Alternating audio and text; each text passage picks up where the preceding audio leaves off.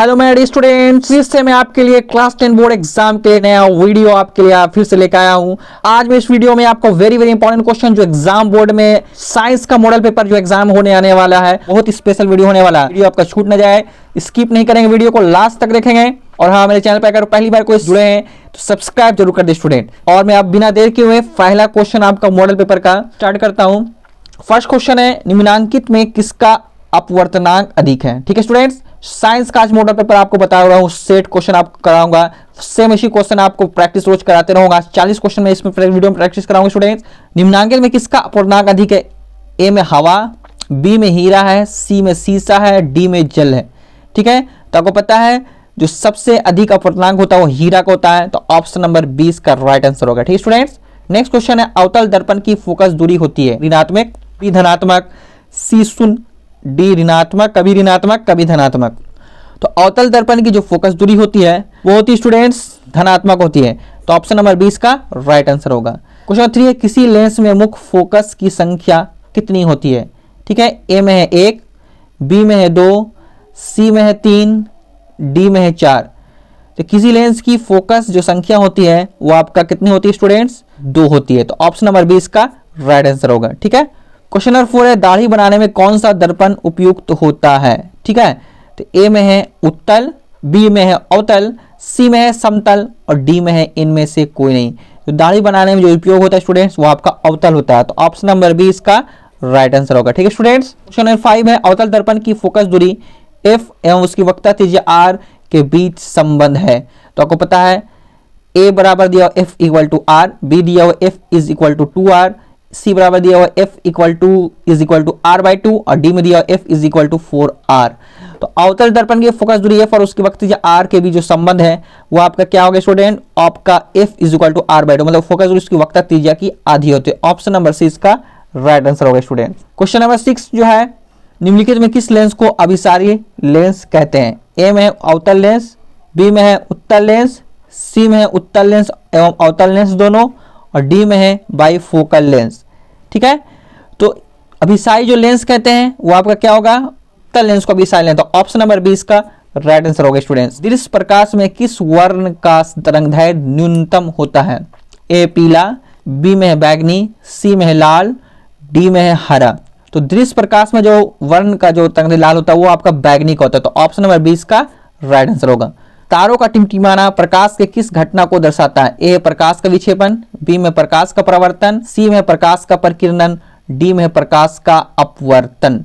तो तारों का टिमटिमाना जो है स्टूडेंट्स वो आपका प्रकाश का परिकिरणन है। ठीक है, ऑप्शन नंबर सी इसका राइट आंसर होगा। ठीक है, क्वेश्चन 9 है, निम्नलिखित में किस में प्रकाश की चाल सबसे अधिक होती है। ए है वायु में, बी है कांच में, सी है निर्वात में, डी है ए और बी दोनों में। तो प्रकाश की चाल जो सबसे अधिक होती है वो आपका होती है निर्वात में, ऑप्शन नंबर सी इसका राइट आंसर होगा। क्वेश्चन 10 है, प्रकाश के अपवर्तन के कितने नियम है। ए में 1, बी में 2, सी में 3, डी में 4। तो इसका राइट आंसर होगा प्रकाश के अपवर्तन के 2 नियम है, ऑप्शन नंबर बी इसका राइट आंसर, बिल्कुल राइट आंसर होगा स्टूडेंट। क्वेश्चन 11 है, जल विद्युत संयंत्र किस ऊर्जा को विद्युत ऊर्जा में रूपांतरित करता है। ए है नाभिकीय ऊर्जा, बी में है सौर ऊर्जा, सी में स्थितिज ऊर्जा, डी में है तापीय ऊर्जा। देखिए, जल विद्युत संयंत्र जो है वो आपको किस ऊर्जा को विद्युत ऊर्जा को रूपांतरित करता है, तो इसका जो राइट आंसर होगा स्टूडेंट्स वो आपका स्थितिज ऊर्जा।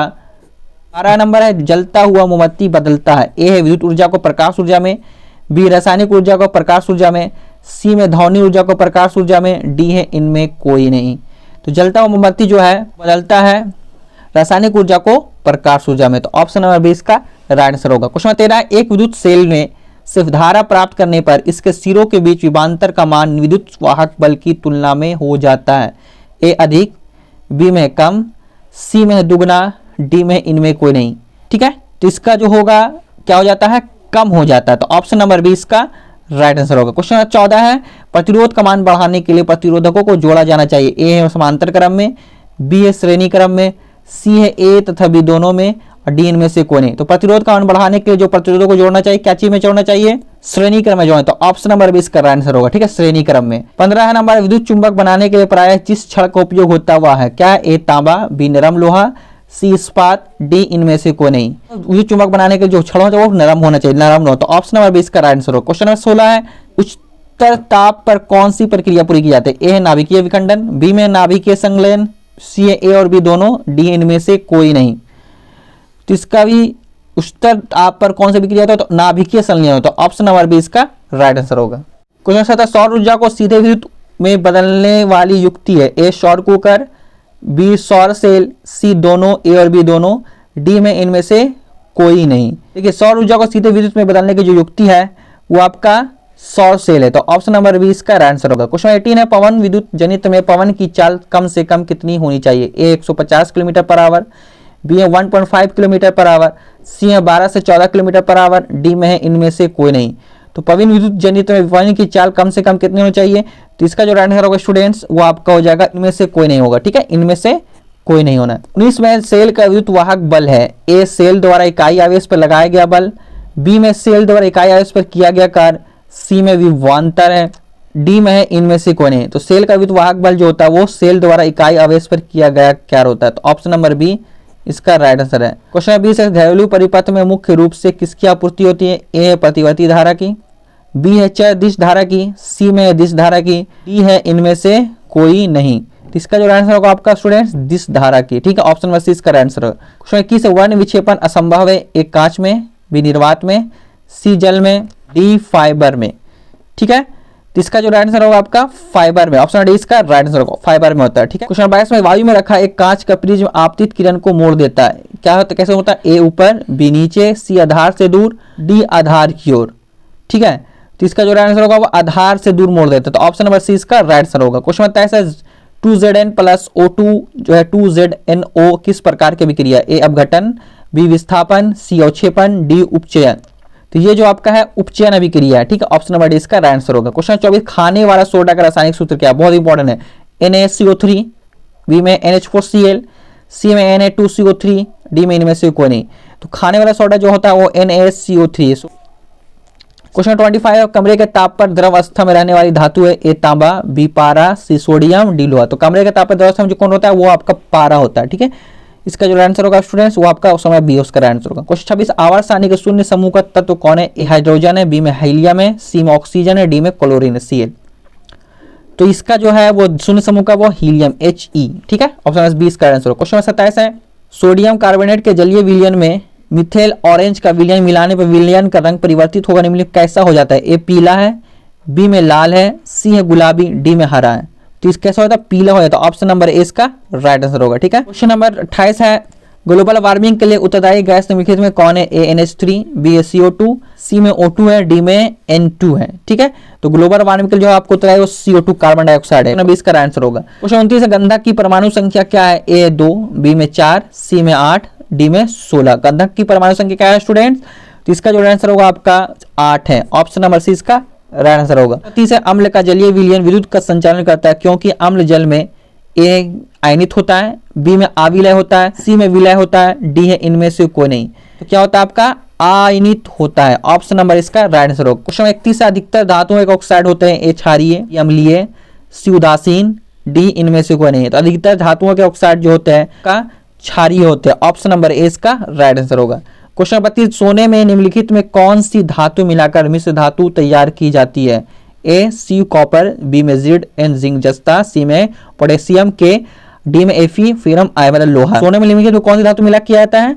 वो आपका स्टूडेंट्स कॉपर होगा। ठीक, ऑप्शन नंबर ए इसका राइट आंसर होगा। क्वेश्चन नंबर 33 है, NaCl प्लस AgNO3 जो से हमें AgCl प्लस NaNO3 में किस प्रकार की अभिक्रिया है? ए विस्थापन, बी संयोजन, सी द्विविस्थापन, डी वियोजन। तो इसका जो आंसर होगा स्टूडेंट्स वो आपका द्विविस्थापन। ऑप्शन नंबर सी इसका आंसर होगा। क्वेश्चन 34, सिलिकॉन है एक अधातु, बी में एक धातु, सी में एक उपधातु, डी इनमें से कोई नहीं। तो सिलिकॉन जो है स्टूडेंट्स वो आपका क्या है? वो एक उपधातु है। ऑप्शन नंबर सी इसका राइट आंसर होगा। वे तत्व जिनके बाहरी सेल पूर्ण भरे होते हैं वो कहलाते हैं? ए संक्रमण तत्व, बी हैलोजेंस तत्व, सी में क्षारीय मृदा धातु, ये उत्कृष्ट गैस है।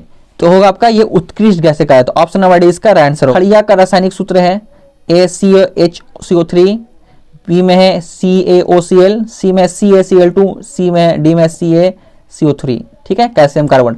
तो इसका जो राइट आंसर होगा वो CaCO3। ठीक है, ऑप्शन नंबर डी इसका राइट आंसर होगा। 37 स्टूडेंट, निम्नलिखित में कौन सबसे अधिक अम्लीय ऑक्साइड है? ए SO2, बी में CaO, सी में Na2O, डी में MgO। तो सबसे अधिक जो अम्लीय ऑक्साइड है वो आपका ऑप्शन नंबर ए SO2 है। ठीक है, क्वेश्चन नंबर 38 है, निम्नलिखित में कौन एल्काइन है? ए CH4, डी में C2H6। तो एल्काइन कौन इसमें से है? तो एल्काइन जो है स्टूडेंट्स वो आपका C2H24 है। ठीक है, क्वेश्चन 39 है, CH3O C2H5 का IUPAC का नाम क्या है? तो इसका नाम क्या है? मेथॉक्सी। ए में मेथेन है, बी में एथिल मेथिल ईथर है, सी में ऑक्सीमेथेन है, डी में प्रोपेनोम है। इसका जो राइट आंसर होगा स्टूडेंट्स वो आपका होगा मेथॉक्सी एथेन। 40 निम्नलिखित में कौन यौगिक ईंधन के रूप में इस्तेमाल किया जाता है? ए में प्रोपेनॉल, बी में एथेनोइक अम्ल, सी में एथेनॉल, डी में इनमें से सभी। एथेनॉल है वो आपका इसमें यौगिक जो ईंधन के रूप में इस्तेमाल किया जा सकता है। ठीक है, तो स्टूडेंट्स नेक्स्ट वीडियो आपको 40 क्वेश्चन बताऊंगा और जो आपका 80 क्वेश्चन इसमें है, तो 40 क्वेश्चन आज बताऊंगा, 41 से 40 क्वेश्चन और नेक्स्ट वीडियो में बताऊंगा। ठीक है स्टूडेंट्स, तो वीडियो को आपको लाइक कर दें, शेयर भी कर दें और बेल आइकन का बटन दबाना ना भूलेंगे स्टूडेंट, ताकि सबसे पहले कोई भी नोटिफिकेशन मेरे वीडियो का आप तक पहुंचे। तो फिर से मिलते हैं इस तरह से नेक्स्ट वीडियो में वेरी इंपॉर्टेंट वीडियो के साथ। थैंक यू स्टूडेंट्स, जय हिंद।